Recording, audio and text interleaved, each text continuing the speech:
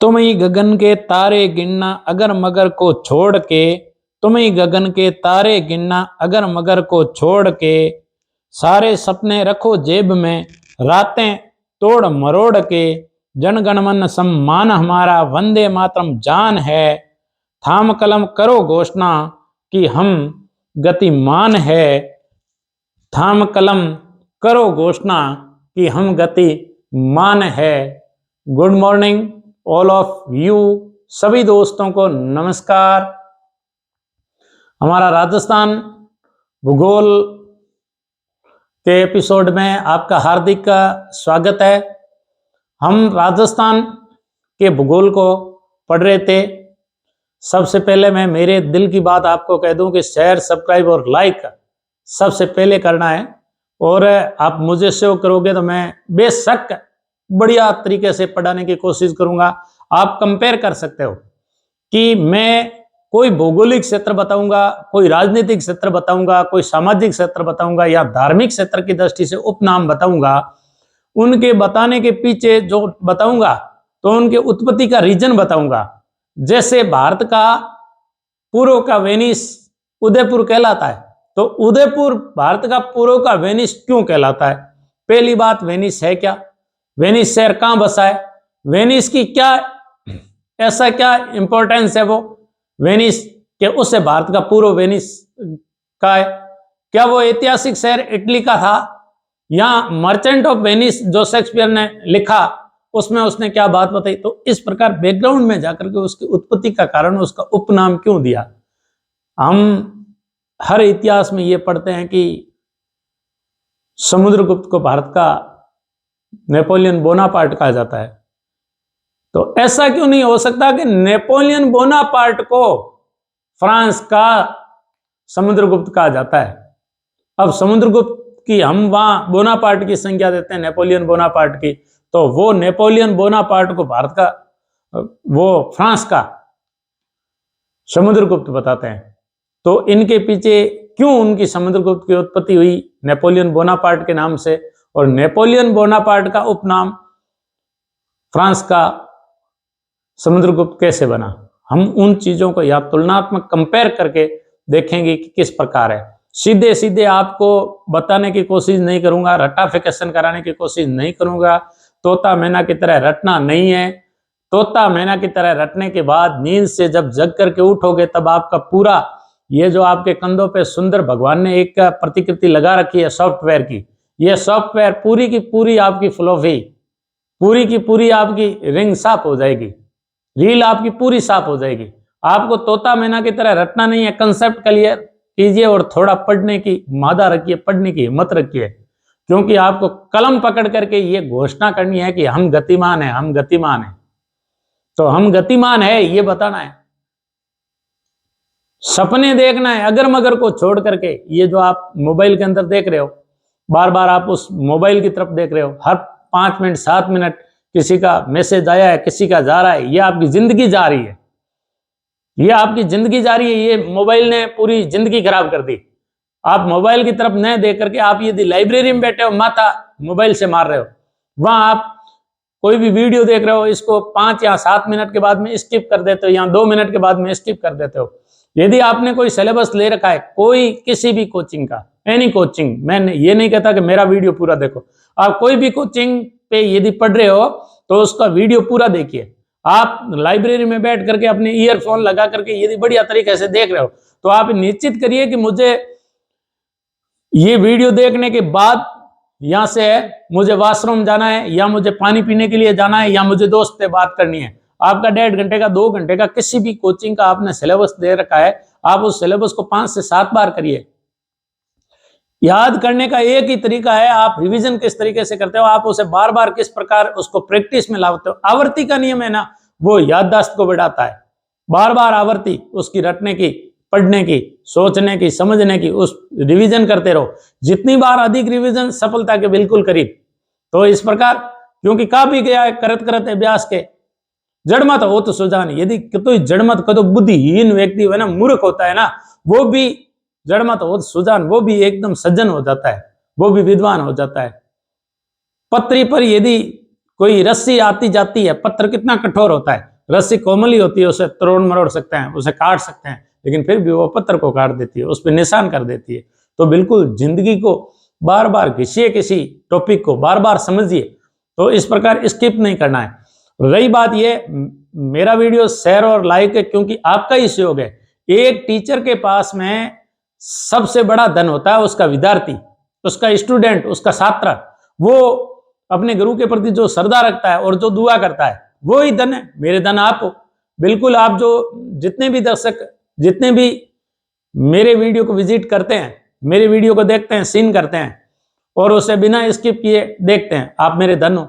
ये चीज में ही, और मुझे छात्रों की प्रेरणा के द्वारा ही मैंने पढ़ाना स्टार्ट किया था। मां करनी के ऊपर एक छोटी सी रील बनाई थी 3 या 3.5 मिनट की, तो कुछ दोस्तों ने शेयर किया, उसमें गणमान्य नागरिक भी थे। तो गणमान्य नागरिकों की हौसला अफजाई देख करके मैंने पढ़ाना शुरू किया। शुरुआत में कोई बच्चा स्टार्ट कर देता था या श्रीमती जी आके स्टार्ट कर देती थी, लेकिन ये जो थंबनेल लगाना ये मेरे बस का रोग नहीं था। तो कुछ जो शिष्य है, जैसे करण शेखावत का मैं आभारी हूँ, ऐसे ही संजय का मैं आभारी हूँ, ऐसे ही शिष्य है, लेकिन मुझे आभार उनका जताना चाहिए क्योंकि उनका एहसान है मेरे ऊपर। उन्होंने मुझे थंबनेल बना करके दिया है। मैं जब भी व्हाट्सएप पे कोई टॉपिक भेज देता हूँ, वो व्हाट्सएप पे थंबनेल बना के भेज देते हैं। एक एक्स्ट्रा ऑर्डिनरी बच्चा है सगेंद्र सिंह, कुछ पारिवारिक जिम्मेदारी आ जाने के कारण वो आगे नहीं पढ़ पाया, लेकिन मैं उसे मेरे से इंटेलिजेंट सोचता हूँ कि उसने भी मुझे प्रोत्साहित किया कि आप सर, मैं आपको थंबनेल बना करके भेज देता हूँ। बस आपका सहयोग है, आप मेरे धन हो, आप ही जो है मुझे प्रोत्साहित कर सकते हो। मोटिवेटेड मैं आपको करता हूँ, इतनी आपका जो ये सब्सक्राइब और लाइक जो मोटिवेटेड है वो मुझे मोटिवेटेड करेगा। तो आइए, हम राजस्थान के प्राकृतिक का भाग को पढ़ रहे थे और उनके राजनीतिक नाम क्या है, उनके प्राकृतिक नाम क्या है, उनके धार्मिक उपनाम क्या है, जो समय समय पर रहे।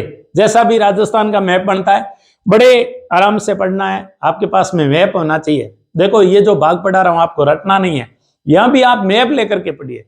33 जिलों के अंदर है, आपको जितने भी 352 तहसील है वो याद होनी चाहिए, मुख्य जबानी याद होनी चाहिए। और आपको यूं कोई कह दे कि जैसे ऑस्ट्रेलिया के जैसा नक्शा राजस्थान की किस जिले का है, तो आपके दिमाग में फटाक पे, आपके स्मृति पटल पे एक चित्र उकर के आना चाहिए कि ऑस्ट्रेलिया जैसा उदयपुर है।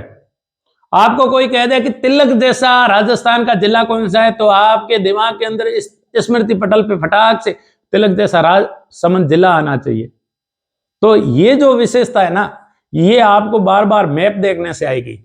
मैं ज्योग्राफी का जो मैटर होता है आपको समझाता हूं तो पीछे बैकग्राउंड में जाकर के भी समझाता हूं। सीधा मैं किसी देश के ऊपर भी चला जाता हूं तो इतनी पकड़ आपके पास में ऑक्सफोर्ड एटलस से आएगी, मानचित्रों से आएगी, बार बार देखने से आएगी। चलिए, हमारा जो टॉपिक है वो देखते हैं। देखो, हमने एंटी क्लॉकवाइज चल रहे थे। मान लो इधर एंटी क्लॉकवाइज हम सिरोही तक आ गए थे। यहां सिरोही के इधर है पूर्व की तरफ कुछ पहाड़ियां हैं और वो उबड़ खाबड़ कट्टी छंटी पहाड़ियां, ऊंची नीची पहाड़ियां। इन पहाड़ियों को भाखर कहा जाता है। इन पहाड़ियों को कहा जाता है भाखर कहा जाता है। सिरोही की उबड़ खाबड़ पहाड़ियों को, जो कट्टी छंटी है और सिरोही के पूर्वी भाग में पाई जाती है। पूर्व के भी पश्चिम में, थोड़े से ये पूर्व में एकदम नहीं है, इसके पश्चिम में पाई जाती है। देखो, मारवाड़ की एक प्रसिद्ध पन्ना दाय हुई है, मारवाड़ की, मेवाड़ की तो पन्ना दाय है ही, लेकिन मारवाड़ की एक पन्ना दाय हुई है जिसने अजीत सिंह की रक्षा की थी मुकुंद चंद खींची के साथ में मिलकर के। और मारवाड़ का अणबिंदिया मोती, और मारवाड़ को जिसने रक्षा के लिए अपने कंधों पर उठा रखा था, स्वामी भक्त, ऐसा वीर कहीं नहीं मिलेगा, दुर्गादास राठौड़। दुर्गादास राठौड़ ने अजीत सिंह को औरंगजेब से जब बचा करके लाया था तो उसने इसी भाखरों के अंदर रखा था, इसी भाखर में कुछ दिनों के लिए रखा था। उसके बाद में उन्होंने बाड़मेर भी भेज दिया था और फिर उन्होंने यहां उदयपुर के राज सिंह थे, उन राज सिंह को दे दिया था। तो इन्हीं भाकर के अंदर है अजीत सिंह की रक्षा की थी दुर्गादास राठौड़ ने, और वो भी गोरा दाय के माध्यम से, जो मारवाड़ की पन्नादाय कहलाती है। और इतनी प्रसिद्ध हुई स्वामी भक्ति के कारण है कि उसने भी अपने बेटे को औरंगजेब को मारने के लिए दिया था, पलंग के अंदर सुला करके कहा यही अजीत सिंह है, और उसी मार करके वहां एक डुप्लीकेट अजीत सिंह बना दिया। और गोरा दाय और मुकुंदचंद खिंची जो सपेरे के वेश में उस बच्चे को अजीत सिंह को बचा करके लाए थे। लाने के बाद में जब मारवाड़ से उन्होंने रक्षा की थी, इसी भाकर के अंदर की थी। ये वही भाकर है जो भूला बिसरा राजा के नाम से प्रसिद्ध हुए और हमारे स्वतंत्रता की अलग सब महाराणा प्रताप से पहले जगाने वाले महाराणा प्रताप का अग्रगामी राव चंद्रसेन इन्हीं भाकरों के अंदर शरण ली थी जब भादरा जून के ऊपर मुगलों ने आक्रमण कर दिया था। और इन्हीं भाकरों के आगे सिंचियाप पड़ता है, सिंचियाप, वहां आज भी उन सिंचियाप के अंदर वो वहीं ऑफ हुए थे। और एक मूर्ति के आगे 5 और ऐसे पत्थर लगे हैं, जैसे अनुमान लगाया जाता है कि राव चंद्रसेन जब प्राण त्यागे थे तब उनके अंतिम संस्कार के साथ में 5 रानियां सती हुई थी। उन पत्थरों से पता लगता है जो वो इन्हीं भाकरों के अंदर रहे थे। आगे सिंचियाप पड़ता है सिरोही जिले की। तो इस प्रकार हम बात कर रहे थे भाकर। ये जो उदयपुर है, उदयपुर वाले इन्हीं भाकरों को, जो उदयपुर के पश्चिम में स्थित है, या तो सिरोही जिले के पूर्व के पश्चिम में स्थित है, थोड़े इधर खड़े हैं, और इधर उदयपुर में भी ये भाकर है। लेकिन उदयपुर वाले इस भाकर को कहते हैं मगरा। क्या कहते हैं? मगरा। मगरा वो क्षेत्र होता है जहां दूर दूर तक किसी भी प्रकार का मानव की बस्ती नहीं होती है, मानव का उजाड़ भाग होता है, तो उसे मगरा कहा जाता है। तो उदयपुर वाले इन्हीं पहाड़ों को, इन्हीं पर्वतों को, इन्हीं भाकरों को मगरा कहते हैं। अब देखो बात आई है सिरोही की, तो सिरोही में यहां पड़ता है माउंट आबू। मैंने आपको बताया अभी था कि माउंट आबू क्या है। माउंट आबू के कारण ही सिरोही को अर्बुदाचल कहते थे। क्या कहते थे? अर्बुदाचल। ऐसा कहा जाता है कि ये जो अर्बुदाचल है, गुरु वशिष्ठ ने अर्बुदाचल में आबू पर्वत पर 4 अपने यज्ञ की रक्षा के करने के लिए उन्होंने परमार, प्रत्यार, चालुक्य, चौहान, 4 जिन्हें चालुक्यों को सोलंकी भी कहते हैं, 4 राजपूत जातियों की उत्पत्ति की थी। जब 4 राजपूत जातियों की उत्पत्ति की, वहां एक यज्ञ किया। उस यज्ञ के पास ही एक झरना था, उस झरने के पास में एक गड्ढा था। उस गड्ढे में कहते हैं कि गुरु वशिष्ठ की नंदिनी नामक गाय फंस गई थी। उसको शिव ने, भगवान शिव जी ने मां सरस्वती को कहा कि तू कंठ से बह। तो मां सरस्वती है, वो कंठ से बहने की आदि थी, तो वो कंठ से बही तो गाय तैर करके बाहर निकली। फिर जो खाई थी, उस खाई को पाटने के लिए कहते हैं कि भगवान शिव से जब वंदना की गई तो उन्होंने हिमालय के सबसे छोटे पुत्र, या ऐसा भी कहा जाता है कि हिमालय के ऊपर जो एक भयंकर सांप था जिसे अर्बुद सांप कहते हैं, अर्बुद सांप को लाकर के इस खाई के अंदर बिछा दिया था, इसलिए इसे अर्बुदाचल भी कहते हैं। इसकी उत्पत्ति के लिए और भी खूब सारी चीज मानी जाती है कि इनकी उत्पत्ति कैसे हुई। एक ऐसा भी कहा जाता है कि जब हिमालय, जब यहाँ 4 जातियों की, राजपूत जातियों की प्रजातियों की उत्पत्ति हो गई, तो कहते हैं कि जो हिमालय का जो सबसे छोटा पुत्र था कंठ, वो हिलने लगा और डामाडोल होने लगा। तब भगवान शिव जी ने क्या किया कि जो आबू का पर्वत है उसको अपने अंगूठे से अचल किया और अचलगढ़ नाम पड़ा। और जब अंगूठे से इस तरह किया तब वहां से एक पर्वत ऊंचा उठा हुआ आ रहा था, जैसे माउंट सिक्कर कहते हैं, गुरु सिक्कर कहते हैं, और इसलिए वो शिव जी के नाम पे पड़ा गुरु सिक्कर। तो राजस्थान का सबसे ऊंचा पर्वत है गुरु सिक्कर। खूब सारी किंवदंतियां इसके बारे में कही जाती है। ऐसा भी कहा जाता है कि एक रसिया बालम नाम करके संत थे जो यहाँ की एक सुंदर किशोरी पर फिदा हो गए थे, और उन रसिया बालम के द्वारा कहानी जब आगे बढ़ती है तब कहा जाता है कि उन्होंने गुरु सिक्कर की उत्पत्ति की थी। तो कुल मिला के ये है कि गुरु सिक्कर को कर्नल जेम्स टोड ने संतों का सिक्कर कहा, संतों का सिक्कर कहा, क्योंकि यहाँ खूब सारे संत रहते थे, इसलिए संतों का सिक्कर कहा। मेरे समझाने का अर्थ यह है कि मैं जो समझा रहा हूं वो ये समझा रहा हूं कि इन राजस्थान के इन भूभागों के पहले कई नाम थे, उनके उपनाम क्यों पड़े, कई धार्मिक दृष्टि से उपनाम पड़े, कई सामाजिक दृष्टि से पड़े, कई राजनीतिक रूप से पड़े। तो मेरा उपनाम समझाने का तरीका है वो ये है कि उनके बैकग्राउंड में जाकर के स्टूडेंट के दिमाग में ये बात भरी जाए कि संतों का शिखर आखिर क्यों बना, इससे गुरु शिखर क्यों कहते हैं। तो आपके दिमाग में फटाक से आएगा कि शिव यानी शिव, शिव के ऊपर गुरु शिखर, शिखर यानी शिवजी ने जब इसको अचल किया था अंगूठा लगा करके। अचलगढ़ के अंदर जो शिवजी का मंदिर है आज भी उसमें शिव, भगवान शिव के अंगूठे की पूजा की जाती है, न कि कोई शिवलिंग की पूजा की जाती है। और शिवलिंग वो बाहर की साइड है, जहां उस अचलगढ़ के किले के बाहर जहां लगा है मंदिर के बाहर, उसके पास ही तो दुर्साहडा की मूर्ति है जो कांसे से बनी हुई है, और बसंतगढ़ का शिलालेख वहीं लगा है, पास में खिमल माता का मंदिर है। तो बैकग्राउंड में जाकर के समझाना है कि भाई क्या है। तो गुरु शिखर को क्या कहा जाता है, संतों का शिखर। किसने कहा, कर्नल जेम्स टोड ने कहा। कर्नल जेम्स टोड ने कहा कि इतने संत मैंने कहीं नहीं देखे, इसलिए कर्नल जेम्स टोड ने इसे संतों का शिखर कहा। कर्नल जेम्स टोड ने ऐतिहासिक जो मिथक है, जो पौराणिक कथा है, उसके अनुसार ऐसा माना जाता है कि यहाँ 230 मिलियन संतों ने यात्रा की थी। 230 मिलियन संतों ने यात्रा की थी और खूब सारे साधु यहाँ तपस्या के लिए आए थे, इसलिए इसे संतों का शिखर कहते हैं, गुरु शिखर को। कालांतर में देखो संतों का शिखर। फिर यूनान के अंदर है एक माउंट ओलंपस है, जहां ओलंपिया गेम शुरू हुए। माउंट ओलंपस है यूनान के अंदर। इसी प्रकार प्राचीन काल में यूनान के संत उस माउंट ओलंपिया पे रहते थे, तो वो संतों का शिखर था। तो कर्नल जेम्स टोड ने कहा कि ये हिंदू इतने संत आते हैं, इसलिए ये हिंदू ओलंपस है।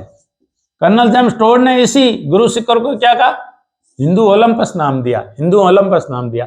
संतों का शिखर का कर्नल जेम्स टोड ने कहा था कि हिंदू ओलंपस है, संतों का शिखर है, क्योंकि यूनान का जो संत है, जहाँ सबसे ज्यादा संतों की समाधियां हैं और संतों की यात्रा रही है ओलंपिक के। कभी अरस्तु की कहानी, आपको शॉर्ट वीडियो होगा उसमें अरस्तु की कहानी बताऊंगा कि किस प्रकार अरस्तु को कहा गया, सुकरात को कहा गया। अलग अलग कहानियां हैं, मिथक है कि इन विद्वानों को जब कहा गया कि दुनिया के सबसे विद्वान ये हैं, तो इन्होंने अपने को सबसे मूर्ख किस प्रकार सिद्ध किया। तो इस प्रकार हिंदू ओलंपस, संतों का शिखर। आगे चलते हैं। अब देखो उदयपुर है, उदयपुर के भी खूब सारे उपनाम मिलते हैं। अब उदयपुर के क्या क्या उपनाम मिलते हैं, अपन उनकी बात करते हैं। उदयपुर, उदयपुर के या उत्तर में एक ऐसी तस्तरीनुमा पहाड़ी है जिसे गिरवा कहा जाता है। गिरवा, क्योंकि ये घिरी हुई पहाड़ी है इसलिए गिरवा पहाड़ी कहलाती है। गिरवा पहाड़ी ये चारों तरफ से घिरी हुई है और तस्तरीनुमा है। इस गिरवा पहाड़ी के कारण ही उदयपुर शहर तस्तरीनुमा बेसिन में बसा है, इसलिए उसे उदयपुर को तस्तरीनुमा बेसिन शहर भी कहते हैं। गिरवा पहाड़ी उदयपुर के उत्तर की दिशा में है, तीनों चारों तरफ, लेकिन उत्तर की दिशा में एक श्रृंखला के रूप में। इन गिरवा पहाड़ी के कारण जो शहर की बसावट है वो तस्तरीनुमा हो गई, इसलिए उसे कहा जाता है तस्तरीनुमा बेसिन, क्योंकि ये तस्तरीनुमा बेसिन ही की। अब देखो जब माउंट आबू की बात आई ना, तो अपन एक चीज ये भूल गए थे कि माउंट आबू पे क्या है कि माउंट आबू से मैदानी भागों को जोड़ने के लिए टेढ़ी मेढ़ी एक सड़क है, उसे खराड़ी कहा जाता है। क्या कहा जाता है, खराड़ी। स्थानीय भाषा में ग्रासिया लोग उसे खराड़ी कहते हैं। एक आता है खेराड़ी, खेराड़ी टोंक क्षेत्र की एक भाषा भी है, लेकिन खराड़ी जब आ जाए तब खराड़ी टेढ़ी मेढ़े रास्ते को जो मैदानी भागों से माउंट आबू को जोड़ता है उसको खराड़ी कहते हैं। और ये बात कौन कहता है, ग्रासिया जनजाति के लोग कहते हैं। तो ये खराड़ी क्या है कि माउंट आबू को मैदानों से जोड़ने वाली सड़क का नाम है। कालांतर में यहाँ अंग्रेजों के समय विकास हुआ, उससे पहले मुगलों ने इसका कोई विकास कम ही किया था। ये सबसे ज्यादा, क्योंकि ये राजपूताना की ग्रीष्मकालीन राजधानी स्थापित हुई थी, और ऐसा भी जनश्रुति है कि कर्नल जेम्स टोड ने इस स्थान को महत्व दिया था और उन्होंने खोजा था। मुगलों के बाद में सबसे ज्यादा महत्व उसने दिया, मुगलों ने दिया ही नहीं।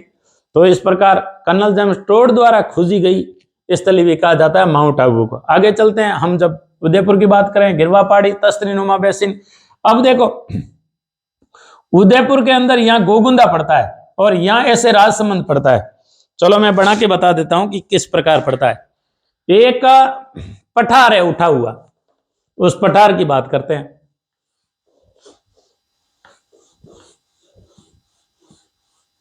बिल्कुल आपको एकदम धैर्यशील और आपके पास में मैप होना चाहिए, बिना मैप अपन कुछ नहीं कर पाएंगे। और राजस्थान एटलस का पक्का मैप होना चाहिए। देखो अपन यहाँ सिरोही की बात की थी, यहाँ उदयपुर की बात की थी। उदयपुर में यहाँ एक तहसील पड़ती है गोगुंदा, गोगुंदा, चावंडर, गोगुंदा, यह संकटकालीन राजधानी रही है महाराणा प्रताप के, जब हल्दी घाटी। और यहाँ ऐसे पड़ता है तिलकनुमा ऐसे राजसमंद, यहां राजसमंद में यहां पड़ता है कुंभलगढ़, कुंभलगढ़। गोगुंदा से कुंभलगढ़ का जो पठार है वो पठार उठा हुआ है और ऐसे मेज की भांति ऐसे चौकोर उठा हुआ है। और इधर से जो नदियां निकलती है, खारी, कोटारी, बनास, बेड़स, इधर से जो नदियां निकलती है, जो जवाई है, सही है, सहायक बनती है, इधर से जो नदियां निकलती है दक्षिण की तरफ निकलती है, वो है माजम, मेसवा, हतमती, वत्रक, ये इस प्रकार की नदियां निकलती है। तो चारों तरफ से इस बोराट के पठार से नदियां निकलती है और ऊपर ऐसे महेज की भांति ऊपर उठने के कारण रागा है, जरगा है, यहाँ की जो सायरा है, मायरा है, ये जो कमलनाथ है, ये पहाड़ी है ऊंची ऊंची, गोगुंदा की खुद पहाड़ी, कुंभलगढ़ की पहाड़ी। सबसे पहले इन नीचे पहाड़ियों के बजाय ये ऊंची पहाड़ियां, इन पे सूर्य की किरण आकर के पड़ती है और ये पठार एक ऊंचाई पे, इसलिए उसे बोराट का पठार कहते हैं। भोर का सुबह का पठार, क्योंकि पहली किरण यहां पड़ती है, इसलिए इसे कहा जाता है बोराट का पठार, बोराट का पठार। बोराट का पठार एक जल विभाजक का कार्य करता है, बोराट का पठार। फिर ये जो गोगुंदा है, यहां से लगा करके यहां एक पहाड़ी पड़ती है जरगा, गोगुंदा के उत्तर में जरगा, और सिरोही के आसपास में एक, इस कुंभलगढ़ के पास में जरगा और रागा दो पहाड़ियां हैं। जो रागा पहाड़ी है वो सिरोही और कुंभलगढ़ की सीमा पर है और इधर उदयपुर की सीमा पर है। जरगा थोड़ी दूर की साइड में, जरगा पहाड़ी पे कुंभलगढ़ बसा हुआ है। तो इस प्रकार जरगा और रागा पहाड़ी का जो बीच का क्षेत्र है वो हमेशा हरा भरा रहता है, जरगा और रागा। कहीं आपको जरगा और सिरोही की पहाड़ियां आएगी तब भी घबराना नहीं है। तो जरगा और रागा की पहाड़ियां आएगी, तब जरगा और रागा की पहाड़ियों के मध्य जरगा प्लस रागा को आप सिरोही की पहाड़ियां भी कह सकते हैं। इन पहाड़ियों के बीच में हमेशा हरा भरा रहने के कारण उदयपुर के इस भाग को देसरो कहा जाता है। क्या कहा जाता है? देसरो कहा जाता है। यहां हमने गिरवा की पहाड़ियां पढ़ लिया था कि ये गिरवा की पहाड़ियां। इसके अलावा उदयपुर शहर से आगे एक झील पड़ती है, राजसमंद झील। इस राजसमंद झील के दक्षिण पूर्व का भाग एक कटा फटा पहाड़ियों का क्षेत्र है, कटा फटा भाग है, इसलिए प्रतापगढ़ तक फैला हुआ है। और ये उदयपुर से राजसमंद झील, जयसमंद झील, उदयपुर से कई बार क्या होता है कि अपने दिमाग में कुछ और विचार चल रहा होता है, लिख कुछ और रहे हैं, बोल कुछ और रहे हैं, ये अपने दिमाग डाइवर्ट होने का कारण होता है। तो मैं उससे, यदि मुझे ऐसा लगता है कि मैं गलती कर रहा हूं तो मैं उसे तुरंत सुधारूंगा भी, तो आप थोड़ा धैर्य रखिए। मैं किसी भी प्रकार की एडिटिंग नहीं करता और एक सिंपल मोबाइल से ही रिकॉर्ड करता हूं और इसे जैसा है वैसा चढ़ा देता हूं। इसमें कुछ भी यदि मैंने थोड़ा अटपटा सोच करके लिख कुछ और रहा हूं, बोल कुछ और रहा हूं, उसको भी हटाता नहीं हूं। इसलिए गुंजाइश ये रहती है कि यदि मैंने कुछ अटपटा लिख दिया तो उसको वापस सुधारूं। किसी भी प्रकार की एडिटिंग नहीं करता हूं मैं, ये एक साधारण मोबाइल से रिकॉर्डिंग हो रही है। चलिए आगे। अब अपन बात कर रहे थे कि ये जो हमारा इधर है जयसमंद झील है, जयसमंद झील है एशिया की सबसे बड़ी झीलों में से एक है, भारत की दूसरी बड़ी कृत्रिम झील है, जो सतलज नदी के पीछे भाखड़ा नांगल बांध के पीछे बनी है। भाखड़ा नांगल सतलज नदी पे बना हुआ बांध है, हिमाचल प्रदेश की सीमा पे, हिमाचल प्रदेश और पंजाब की सीमा पे, और पीछे एक समुद्र लहराता है जिसे सिखों के गुरु गोविंद सिंह के नाम पे रखा गया, गोविंद सागर जलाशय। गोविंद सागर जलाशय भारत का सबसे बड़ा कृत्रिम जलाशय, सबसे बड़ी कृत्रिम झील है। गोविंद सागर जलाशय जब बनाया गया था तो विलियम हार्वे नाम के व्यक्ति थे, उन्होंने उसकी रचना की थी। और उनके चारों ओर सड़क और इस प्रकार का पूरा खाका खींच करके नेहरू जी के सामने रखा। तो नेहरू जी बड़े अद्भुत, बड़े आश्चर्यचकित हुए और जब बन करके तैयार हुआ तो नेहरू जी वहां उद्घाटन करने के लिए आए थे। और नेहरू जी जब उद्घाटन करने आए तो उन्होंने देखा कि क्या माजरा है और ये पूरे बांध है वो भारत की तस्वीर बदल सकते हैं। उनके आंखों में एक स्वर्णिम भारत का भविष्य हमेशा तैरता रहता था। वो भारत के बारे में सपने देखते रहते थे। उन्होंने जो हमारी व्यवस्था बनाई वो बड़ी शानदार व्यवस्था बनाई कि हमारे आसपास के जितने भी राष्ट्र है वो तानाशाही रवैये से बड़े ग्रस्त है, लेकिन उन्होंने जो एक लोकतंत्र के प्रारंभिक लोकतंत्र को जमने में जो उनका योगदान है वो अविस्मरणीय योगदान है। वो बड़े भावुक व्यक्ति थे और शांति प्रिय व्यक्ति थे। जब इस प्रकार उन्होंने भाखड़ा नांगल का काया पलट होते देखा आसपास के क्षेत्र को, तो उन्होंने भाखड़ा नांगल को आधुनिक भारत के टेम्पल कहा था कि ये आधुनिक भारत के मंदिर है। यदि आप तीर्थ यात्रा करना चाहते हो तो ऐसे बांधों का निर्माण कीजिए और वहां यात्रा कीजिए। वहां की एक छोटी सी कहानी ये भी है कि नेहरू जी जब वहां उद्घाटन करने के लिए आए तो उन्होंने क्या है कि जितने कुछ नेताओं के आसपास में चापलूस लोग होते हैं वो क्या करते हैं कि नेता को बड़ा बताने के लिए कुछ ना कुछ ऐसी हरकत करते हैं। तो ऐसे ही नेहरू जी के नीचे जो भी थे उनके आसपास में रहने वाले उन लोगों ने जब भाखड़ा नांगल बांध का निर्माण हो गया और वहां से पहला बार पानी प्रवाहित किया जा रहा था तो उनको चांदी का फावड़ा दे दिया। चांदी का फावड़ा दे दिया तो देखो भारत का पहला प्रधानमंत्री लोगों की बात सुनता था और छोटे से छोटे और बड़े से बड़े इंसान की भी बात वो बड़े गौर से सुनते थे। उस समय का क्या जमाना था, फिर भी ये नेहरू के कानों में ये बात पड़ी कि एक वहां बुढ़िया थी, वहां कह दिया कि नेहरू भारत के किसान इतने धनवान हो गए क्या जो यहाँ चांदी के फावड़े से खेती करेंगे और चांदी के फावड़े से यहाँ आपने नहर का उद्घाटन करने के लिए आए फावड़ा मार करके वो पानी पहली बार प्रवाहित कर रहे थे। कहते हैं कि नेहरू जी ने वो चांदी का फावड़ा नीलाम किया और उन किसानों में बांटा। ऐसे व्यक्तित्व के धनी थे हमारे पंडित जवाहरलाल नेहरू। तो आगे आइए कि जयसमंद झील उस भाखड़ा नांगल बांध के पीछे बनी गोविंद सागर जलाशय से दूसरी। मैंने ये कहानी इसलिए बताई कि ये दूसरी क्यों है। अच्छा, इनके आगे जो कटा फटा पठार है उसको लसाड़िया का पठार कहते हैं, उसे लसाड़िया का पठार कहते हैं। कालांतर में हम आजादी के समय ये पढ़ते भी हैं कि यहाँ स्वतंत्रता आंदोलन हुआ था तो वो लसाड़िया का आंदोलन भी कहा जाता है। तो लसाड़िया का पठार कहलाता है। जयसमंद झील से दक्षिण पूर्व का क्षेत्र आगे प्रतापगढ़ का जिला लग जाता है, वहां तक लसाड़िया का पठार है। अब देखो उदयपुर के खूब सारे उपनाम हैं। उदयपुर का पहला उपनाम है लेक सिटी। इसे लेक सिटी कहते हैं, इसे झीलों की नगरी कहते हैं क्योंकि अत्यधिक झील होने के कारण फतेह सागर झील, स्वरूप सागर झील, दूध तलाई झील, पिछोला झील, उदय सागर झील जैसे आयड झील भी कहते हैं।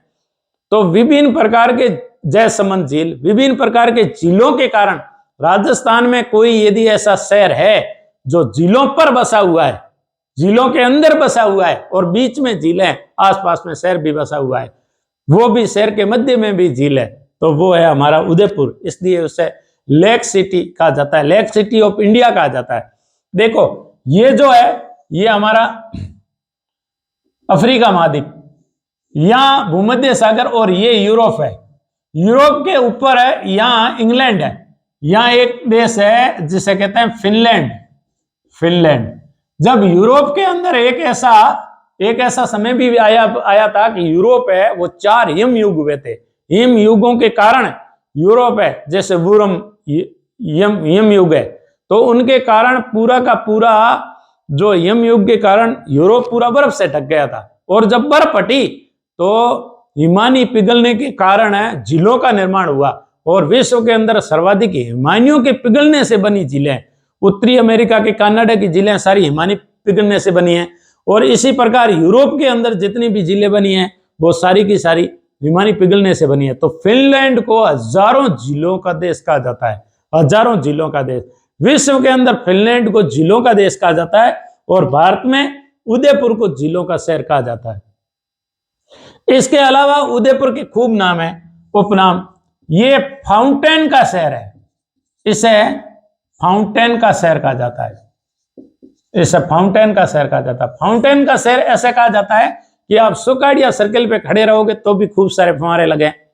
आप पिछोला झील के अंदर जाओगे वहां भी आपको खूब सारे फुहारे दिखेंगे, यानी शहर के अंदर और पहाड़ों के अंदर झरने भी आपको खूब सारे झरते हुए दिखेंगे, इसलिए इसे फाउंटेन का शहर कहते हैं।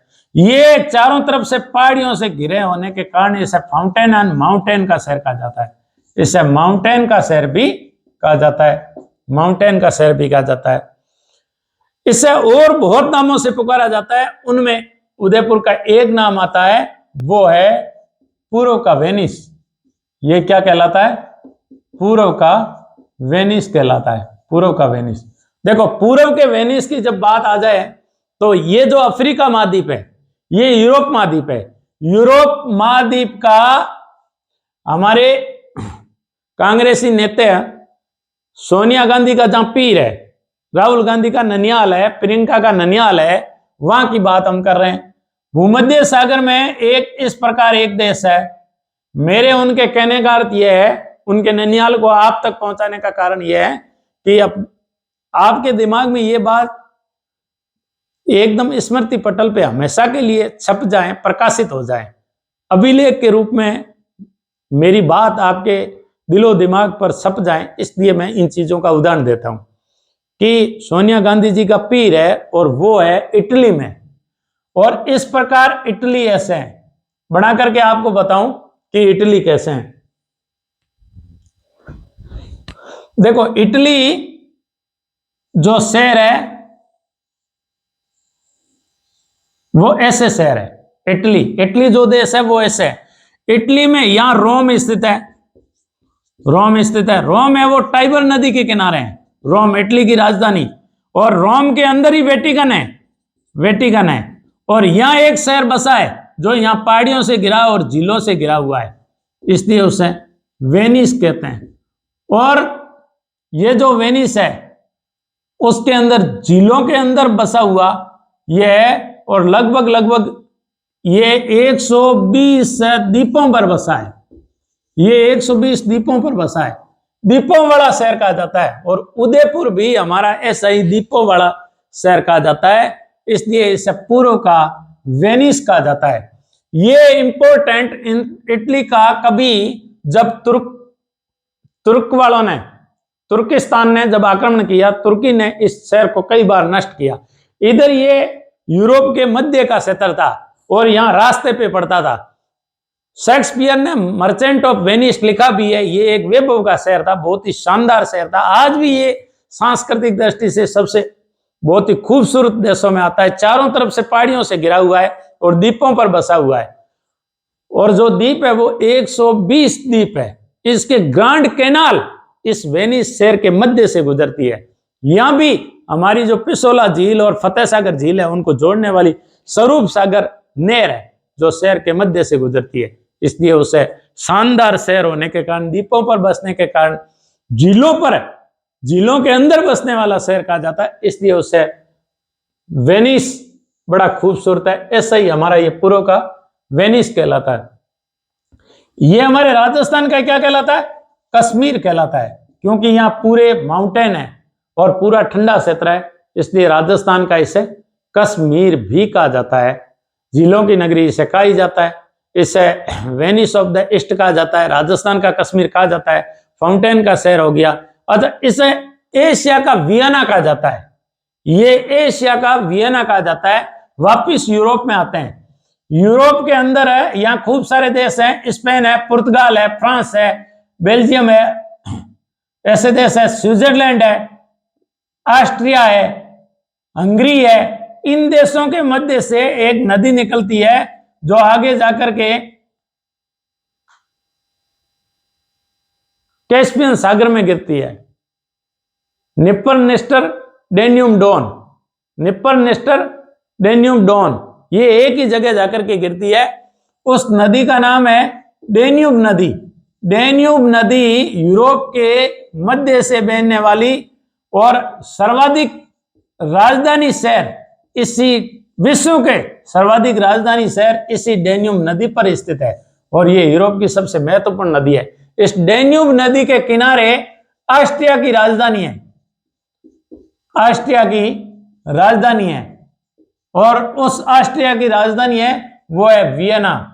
और वियना विश्व के खूब सारे मुख्यालयों का, यूएनओ के जो देश है उन देशों का, यूएनओ का तो कार्यालय न्यूयॉर्क में, लेकिन यूएनओ के जितने भी 193 देश है उनका कोई संगठन है, उन संगठनों के सर्वाधिक कार्यालय यूरोप के अंदर कहीं है तो वो वियना में है, यहाँ स्विट्जरलैंड में होते हैं, यहाँ वियना में। तो वियना इसी डेन्यूब नदी के किनारे बसा हुआ है और शहर है, प्राचीन शहर के अंतर्गत आता है। ऐसे ही खूब सारी नदियों के ऊपर हमारा बसा हुआ शहर है, नदियां आकर के इसमें आकर के गिरती है और झीलें आकर के गिरती है, इसलिए ये एशिया का वियना भी कहलाता है।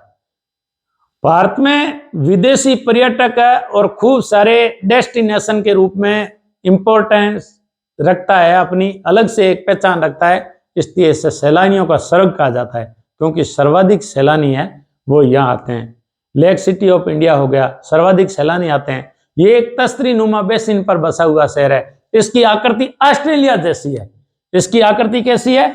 ऑस्ट्रेलिया जैसी। आप मैप में देखिए, मैप में देख के पता करिए कि इसकी आकृति कैसी है, ऑस्ट्रेलिया जैसी। आजकल ये क्वेश्चन पूछने लग गए, खूब बार पूछा हुआ क्वेश्चन है कि निम्न में से कौन सा देश, कौन सा राजस्थान का जिला ऑस्ट्रेलिया जैसा है?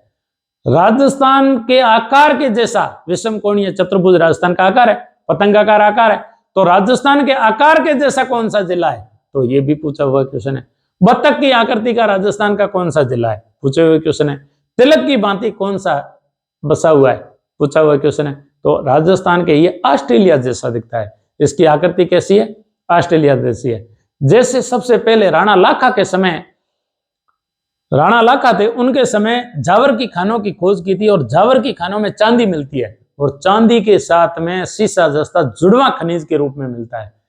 सीसा और जस्ता, जस्ते को जिंक कहते हैं और राजस्थान में किसी समय सर्वाधिक जिंक ऐसे उदयपुर में ही निकाला जाता था, इसलिए इसे जिंक नगरी कहते हैं। इसलिए इसे जिंक नगरी कहते हैं। सर्वाधिक जस्ता निकाला जाता था। राणा लाखा खूब सारे किस्से कहानियों के तरफ आता है। राणा लाखा का बेटा था चूड़ा और उधर रणमल चूड़ा का बेटा था। मारवाड़ के अंदर चूड़ा का बेटा था रणमल और मेवाड़ के अंदर है राणा लाखा का बेटा था चूड़ा।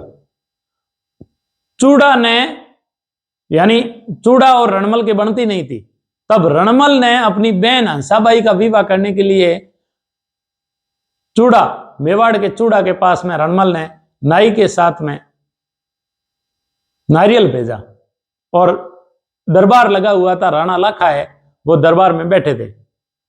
तब नाई लेकर के नारियल लेकर के गया तो नारियल दे करके राणा लाखा बड़ा अट्ठास करता था, वो लोगों के ऊपर उनको हंसने में बड़ा आनंद आता था। उसने कहा कि ऐसा कौन मूर्ख होगा जो इस बुढ़ापे में मेरे साथ में गुस्ताखी की, यानी नारियल दे करके उसके विवाह करने की इच्छा जाग उठी। तो नाई ने बताया कि ये आपके बेटे चूड़ा के लिए मैं नारियल लेकर के आया हूं।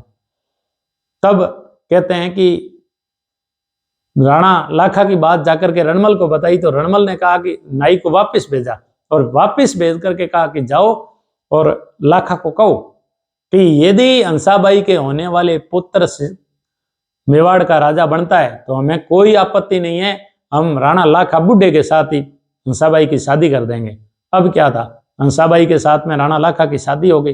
राव चूड़ा जब ईडर गया हुआ था, वापस आया सैन्य अभियान से, जब वापस आया तो उसने देखा कि मेरे आया हुआ नारियल बीच में पिताश्री ने निपटा दिया है।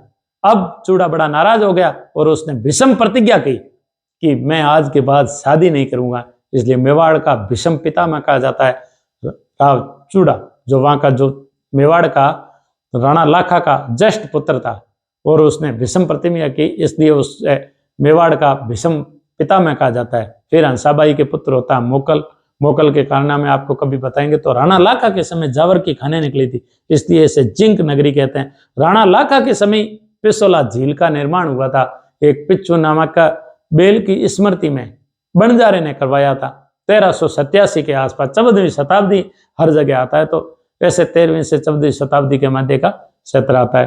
तो इस प्रकार खूब सारे पूछे हुए क्वेश्चन है। अब देखो इनके और भी इसे बहुत नामों से उदयपुर को पहचाना जाता है। देखो ऐतिहासिक दृष्टि से इसे प्रागवाट कहा जाता है। ऐतिहासिक दृष्टि से इस उदयपुर के पूरे क्षेत्र को प्रागवाट कहा जाता है, जो आज मेवाड़ का क्षेत्र है। देखो आज मेवाड़ में कौन कौन से जो क्षेत्र है वो आते थे। देखो इधर उदयपुर मेवाड़ में आता था, राजसमंद मेवाड़ में आता है, शाहपुरा जो भीलवाड़ा का उस समय कोई अस्तित्व नहीं था, प्रतापगढ़ और चित्तौड़गढ़ ये सारे मेवाड़ में आते थे। और इन मेवाड़ को, मेवाड़ तो कई कहते ही थे, फिर कालांतर में इसे प्रागवाट भी कहते थे।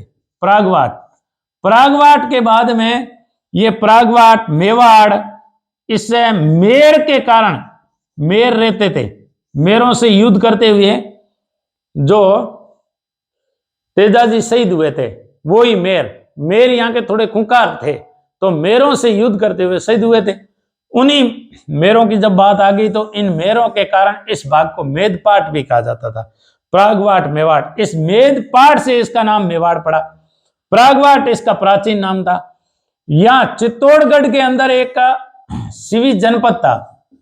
मौर्य काल में और जैन धर्म ग्रंथों में, अंगुत्तर निकाय में ये बात सिद्ध हो चुकी है कि 16 महाजनपद थे जैनों के समय, और मौर्य के समय मौर्यों ने उसे एक एक करने की कोशिश की थी, तो 16 जनपद थे। कहीं कहीं उनके 24 जनपदों को उल्लेख भी मिलता है, तो 16 जनपद थे।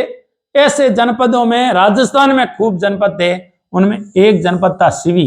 इस सिवी की जो आज चित्तौड़ है, चित्तौड़ से 7 किलोमीटर दूर सिवी जनपद था। इस सिवी जनपद की राजधानी उस समय थी वो मजमिका थी। मजमिका, धीरे धीरे मजमिका अपभ्रंश होकर के मध्यमिका हो गई, धीरे धीरे ये मध्यमिका हो गई। मध्यमिका के बाद में ये वर्तमान में नगरी कहलाता है। और ये नगरी बड़ा खूंखार शहर था। इस नगरी के अंदर बौद्ध विहार मिले हैं, बौद्ध स्तूप मिले हैं, बौद्ध स्तूप मिले हैं। ऐसा कहा जाता है कि नगरी का काल आज से 2300 वर्ष पूर्व का काल है। आज से कितना? 2300 वर्ष पूर्व का काल है। यहाँ खूब सारे बौद्ध स्तूप मिले हैं नगरी के अंदर। तो इस प्रकार नगरी एक प्राचीन शहर है, बौद्ध स्तूपों के कारण जाना जाता है। देखो एक संस्कृत का महान प्रकांड पंडित हुआ है जिसका नाम है पाणिनि। पाणिनि ने लिखी थी अष्टधाई। पाणिनि की अष्टधाई में नगरी का, सिवी का उल्लेख मिलता है, मध्यमिका का उल्लेख मिलता है, और वर्तमान में सिवी है जनपद है वो चित्तौड़गढ़ में पड़ता है। तो इस प्रकार उनका उल्लेख हमें मिलता है। पोराट का पठार मगरा हो गया, और आगे चलते हैं, लसाड़िया का पठार हो गया, गिरवा हो गया, देसर हो गया। देखो एक शब्द अपन पीछे छूट गए, ये जो जोधपुर पड़ता है, इस जोधपुर का जो दक्षिणी भाग है, जिसे गुजरात से जो लगा हुआ भाग है, इसके कारण जोधपुर के दक्षिणी भाग को गुजरातरा भी कहते हैं। गुजरातरा, इस गुजरातरा वाले क्षेत्र को कालांतर में जो लूणी का क्षेत्र था उसे गोड़वाड़ कहा जाता है। गोड़वाड़, इस गुजरातरा क्षेत्र के आसपास के क्षेत्र को ही गोड़वाड़ कहा जाता है। गोड़ के मीणा यहाँ के बड़े प्रसिद्ध रहे हैं, तो वो गोड़ के मीणा थे।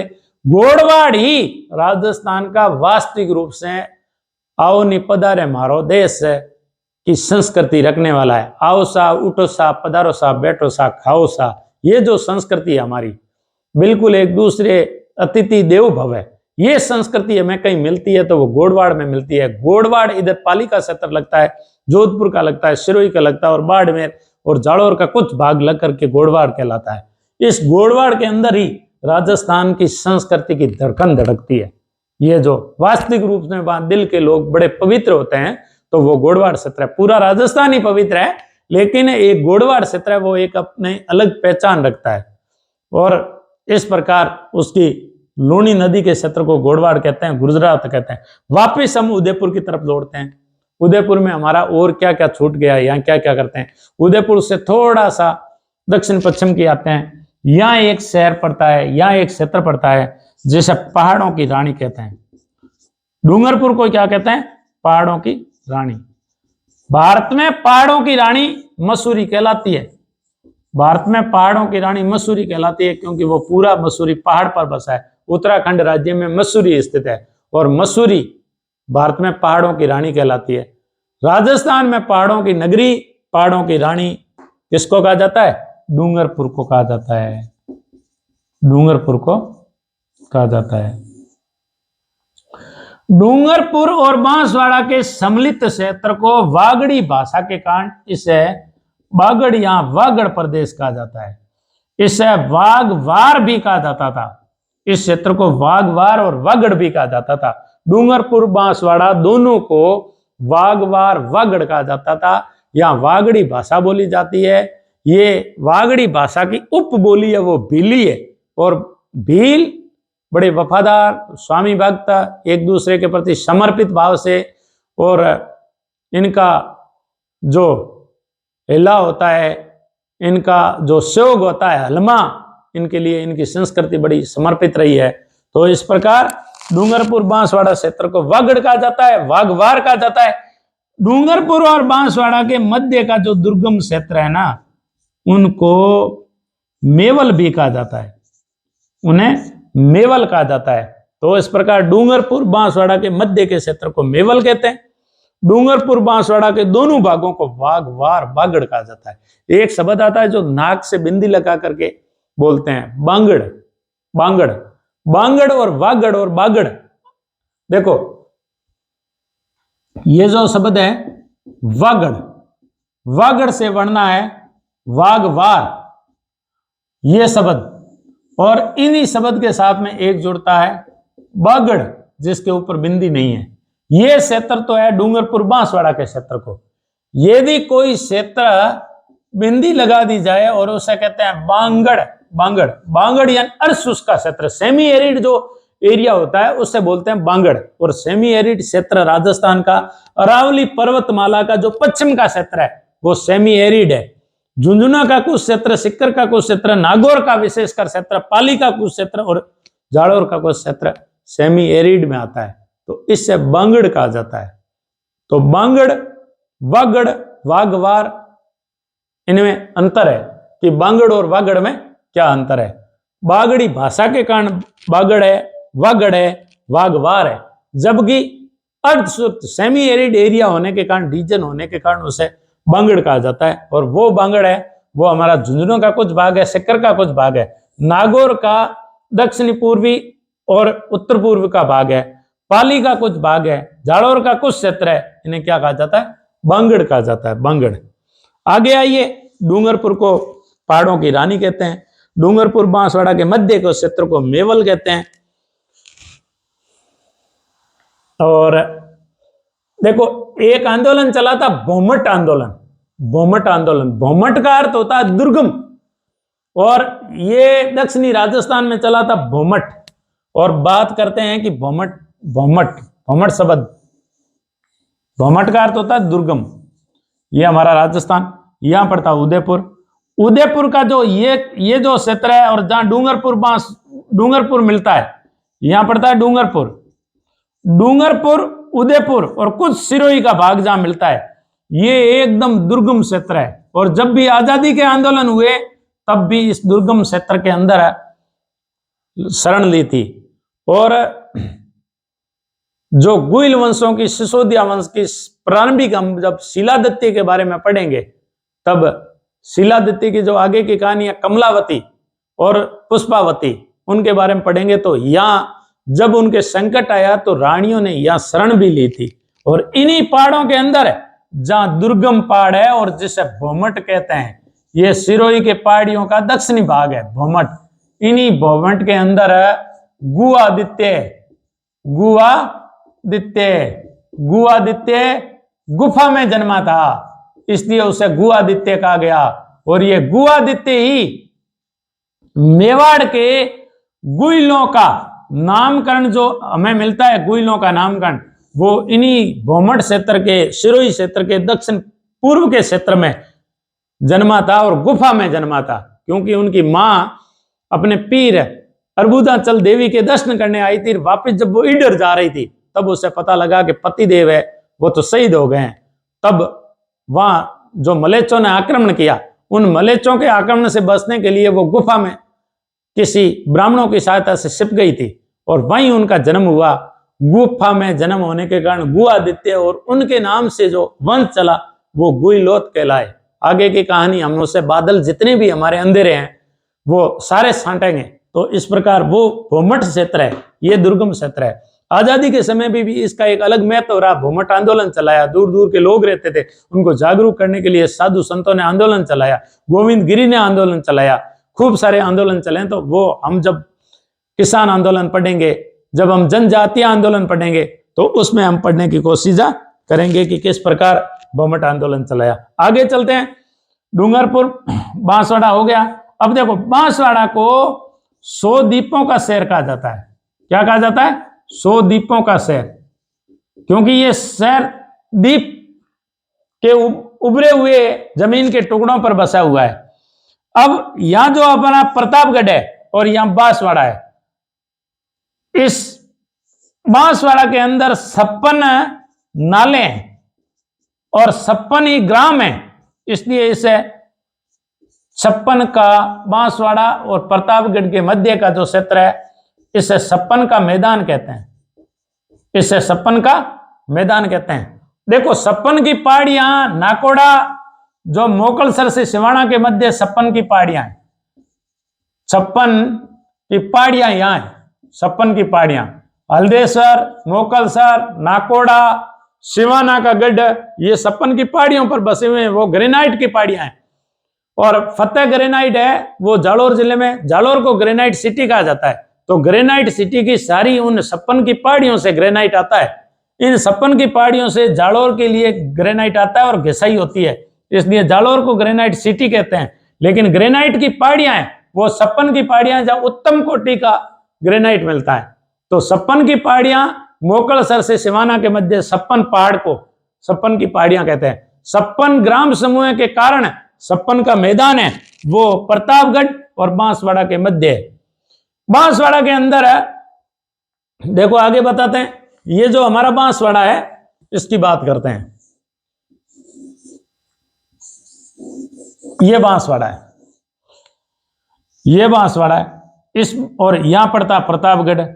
बांसवाड़ा और प्रतापगढ़ के मध्य ही तो 56 ग्राम समूह है, इसलिए इसे 56 का मैदान कहते हैं। इसे 56 का मैदान कहते हैं।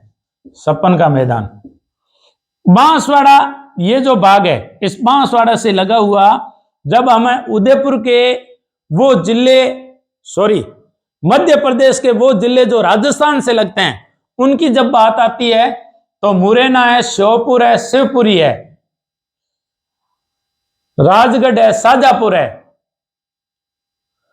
रतलाम है, नीमच है। ऐसे ही एक यहां जिला पड़ता है झाबुआ। झाबुआ भारत का सर्वाधिक आदिवासी जिला है झाबुआ, और इससे लगा हुआ है हमारा बांसवाड़ा। बांसवाड़ा को भी आदिवासियों का शहर कहा जाता है। बांसवाड़ा को आदिवासियों का शहर कहा जाता है। इसे आदिवासियों का जिला कहा जाता है। बांसवाड़ा को आदिवासियों का जिला कहा जाता है। बांसवाड़ा में बांस के जंगल होने के कारण उसे बांसवाड़ा कहा जाता है। बांस के जंगल पाए जाते हैं बांसवाड़ा के अंदर। वर्तमान में आनंदपुर भुकिया जो क्षेत्र है वो स्वर्ण उत्पादन के लिए भी जाना जाता है। इसलिए यदि राजस्थान के सर्वाधिक जिलों में यदि पूछा जाए तो झालावाड़ में बरसात होती है, और इधर हमारे इस स्थान पे होती है तो माउंट आबू पे होती है। भारत में सर्वाधिक बरसात किसी समय मासिंद्राम में होती थी, चेरापूंजी में होती थी, अब मासिंद्राम में होती है। पहले चेरापूंजी में, मेघालय के चेरापूंजी में होती है, क्योंकि गारो खासी जयंतियां जो पहाड़ियां वो कीपाकार पहाड़ियां, उन गांव में एक गांव बसा हुआ है, वो है वहां का गांव का नाम है चेरापूंजी। चेरापूंजी में बरसात होती थी, अब बरसात हो रही है वो मासिंद्राम में होती है। तो ये झालावाड़ के बाद में और माउंट आबू के बाद में यदि कोई ऑप्शन में पूछा जाए कि राजस्थान का चेरापूंजी कौन सा स्थान कहलाता है, राजस्थान का मासिंद्राम कौन सा कहलाता है, तो निस्संदेह अपने को बांसवाड़ा पर टिक लगाना है कि बांसवाड़ा सही है। 100 द्वीपों का शहर कहते हैं। 56 का मैदान प्रतापगढ़ और बांसवाड़ा के मध्य। यहां देखो ऐसे यू आकार में एक नदी बहती है, और वो नदी बहती है प्रतापगढ़ और बांसवाड़ा के मध्य। इसलिए प्रतापगढ़ को कांठल प्रदेश कहा जाता है। प्रतापगढ़ को कांठल प्रदेश कहा जाता है। कांठल प्रदेश। प्रतापगढ़ को देवलिया भी कहा जाता है। प्रतापगढ़ को देवलिया भी कहा जाता है। बताएंगे कि देवलिया क्यों कहा जाता है, ऐतिहासिक दृष्टि से जब बात आएगी तब आपको बताएंगे कि इसे देवलिया क्यों कहा जाता है। देखो सबसे इंपॉर्टेंट बात है कि बांसवाड़ा को राजस्थान के मानसून का आगमन प्रदेश कहा जाता है, मानसून का स्वागत करने वाला प्रदेश कहा जाता है। मानसून का स्वागत कैसे करता है, देखो अपन बताते हैं कि मानसून जब आता है भारत की स्थिति के कारण दो भागों में बढ़ जाता है। यहां पड़ता है हमारा अंडमान निकोबार। 25 जून को मानसून पहली बार दस्तक है वो अंडमान निकोबार पे देता है। अंडमान निकोबार के भी ये जो सबसे दक्षिण का है यहां आकर के वो टकराता है ग्रेट निकोबार पे 25 जून को। फिर ये 5 जून को इस प्रकार केरल के 1 जून को ये केरल के तट पे टकराता है। फिर ये केरल के कुछ भाग को लेते हुए पूर्वोत्तर भारत तक मानसून टकराता है। 10 को ये बॉम्बे तक चला जाता है। 15 को ये गुजरात होते हुए इधर अपने देखो इधर राजस्थान पड़ता है। 15 या 16 को जुलाई में 25 जून के बाद में 1 जुलाई, 5 जुलाई, 10 जुलाई, 15 जुलाई, तो इस प्रकार ये मानसून आगे की तरफ बढ़ता है। तब हमारा राजस्थान के मानसून का जो प्रवेश द्वार है वो बांसवाड़ा कहलाता है। कैसे कहलाता है कि ये जब ऐसे आगे बढ़ता है तो ये सर्वप्रथम कहां आता है, बांसवाड़ा में आता है। बांसवाड़ा में आर्थिक समीक्षा के अंदर है बांसवाड़ा में मानसून को 16 जुलाई बताया गया है। मानसून आगमन की तिथि एवरेज रूप में क्या है, 16 जुलाई है। तो ये बांसवाड़ा में मानसून प्रवेश करता है, इसलिए बांसवाड़ा को राजस्थान का मानसून का प्रवेश द्वार कहा जाता है। पहली बार यहां आकर के टकराता है, बांसवाड़ा में मानसून आता है और वो भी अरब सागर की शाखा आती है, इसलिए बांसवाड़ा को राजस्थान के मानसून का प्रवेश द्वार कहा जाता है। एक सबसे बड़ी बात यह है कि ये जो बांसवाड़ा है यहाँ ऐसे यू आकार में नदी बहती है और वो है माई नदी। माई नदी पे 2-3 बांध बने हुए हैं। माई सागर बांध बना हुआ है, कागदी पिकअप बांध बना हुआ है और आगे गुजरात के अंदर कडाना बांध बना हुआ है। उसका बेसमेंट एरिया है वो हमारे डूंगरपुर जिले में पड़ता है। तो ये जो माई नदी का माई बजाज सागर बांध है, माई बजाज सागर बांध है, इस माई बजाज सागर बांध पे एक गांव पड़ता है दानपुर। दानपुर गांव के अंदर है राजस्थान का एक सुपर थर्मल पावर बन रहा है, सुपर थर्मल पावर बन रहा है। इसी दानपुर गांव में एक आणविक ऊर्जा केंद्र की स्थापना हो रही है। आणविक ऊर्जा केंद्र की स्थापना हो रही है। ये दिल्ली बंबई इंडस्ट्रियल कॉरिडोर को ऊर्जा देने के लिए, विद्युत आपूर्ति करने के लिए दिल्ली बंबई इंडस्ट्रियल कॉरिडोर जो बन रहा है उनको ये आणविक परमाणु केंद्र है वो बिजली उपलब्ध करवाएगा दानपुर के अंदर। इसलिए राजस्थान का प्रथम परमाणु है जो आणविक केंद्र था वो रावत भाटा है। इसलिए राजस्थान के अणु नगरी रावत भाटा को कहा जाता है। चित्तौड़गढ़ के अंदर स्थित है रावत भाटा, इसको राजस्थान का अणु नगरी कहा जाता है, परमाणु नगरी कहा जाता है। लेकिन यदि रावत भाटा ऑप्शन में नहीं है और माई बजाज सागर बांध या दानपुर सुपर थर्मल पावर है, तो रावत भाटा जब ऑप्शन में नहीं होगा तो राजस्थान का दूसरा परमाणु घर है यहां दानपुर में बन रहा है। इसलिए बांसवाड़ा को भी राजस्थान की अणु नगरी कहा जाता है। यह भी एक अणु नगरी हो गई, यह भी एक परमाणु नगरी हो गई। इस प्रकार इसे राजस्थान की परमाणु नगरी, राजस्थान की अणु नगरी के रूप में जाना जाता है। तो इस प्रकार बांसवाड़ा से थोड़ा आगे चलते हैं कि और हम क्या भूल रहे हैं, क्या दिमाग से निकल रहा है। प्रतापगढ़ की तरफ अपन बढ़ रहे थे। प्रतापगढ़ को देवलिया कहते हैं, कांठल कहते हैं। थोड़ा चलते हैं चित्तौड़गढ़ की तरफ। अच्छा, चित्तौड़ को राजस्थान का क्या कहा जाता है, गौरव कहा जाता है। चित्तौड़ के किले का जो कीर्ति स्तंभ है वो हमारे कांस्टेबल का प्रतीक चिन्ह भी है। तो इस प्रकार राजस्थान के इल्ली के समान है।